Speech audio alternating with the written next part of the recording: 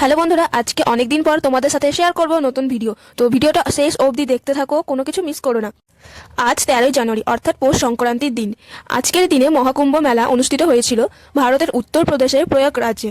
এই মহাকুম্ভটি 2025-এ শুধু অনুষ্ঠান নয়, এটি জীবনে একবারের জন্য একটি দর্শন, যা শুধুমাত্র 144 দীর্ঘ বছর পর ঘটে। 13ই জানুয়ারি থেকে 26শে ফেব্রুয়ারি শিবরাত্রি দিন পর্যন্ত 45টি দিন গঙ্গায় স্নান করলে অমৃত স্নান করা বলা হয়। তাই এই 45টি দিন অবশ্যই গঙ্গায় স্নান করুন। তো দেখতে পাচ্ছ আজকে গঙ্গায় কতটা ভিড় হয়েছে। অনেক পুণ্যার্থীরা স্নান করতে এসেছে আমাদের রঘুনাথগঞ্জ সদরঘাটের গঙ্গায়। আজ ছিল মঙ্গলবার, তাই সবার ফার্স্টে আমি হনুমানজির পুজো দিয়ে আজকের দিনটা শুরু করলাম। তাছাড়া আমি প্রতি মঙ্গলবারই হনুমানজির পুজো করি। তো দেখতে পাচ্ছ আজকে অনেকটা ভিড় হয়েছে। আজকে যেহেতু মহাকুম্ভ, তাই হনুমানজির পুজো করে এবার চলে আসলাম মহাদেবের পুজো করতে।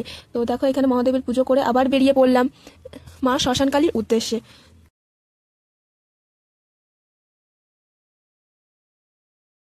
তো পৌঁছে গেছি শ্মশানে। তো শ্মশানে ঢোকার আগে দেখতে পাবে এখানে অনেক রকমের মূর্তি। তো তোমাদের সাথে সেটা শেয়ার করছি, তো তোমরাও দেখে নাও কি কি মূর্তি আছে।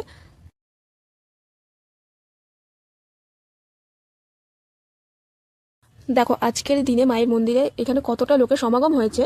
তো কারা কারা আজকের দিনে কি কি পুজো করেছে তারা অবশ্যই কমেন্ট করে জানাবে। তো দেখো এখানে আর কিছুক্ষণ পরে পুজো শুরু হয়ে যাবে। তো পুজো কমপ্লিট হয়ে গেছে। তো এখানে দেখে নাও তোমরা শ্মশানকালীর মাকে।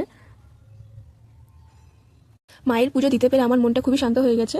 এখানে আসলে মনটা এতটাই শান্ত হয়ে যায়, মনে হয় সকল কষ্ট দুঃখ সব মা নিজের কাঁধে নিয়ে নেয়।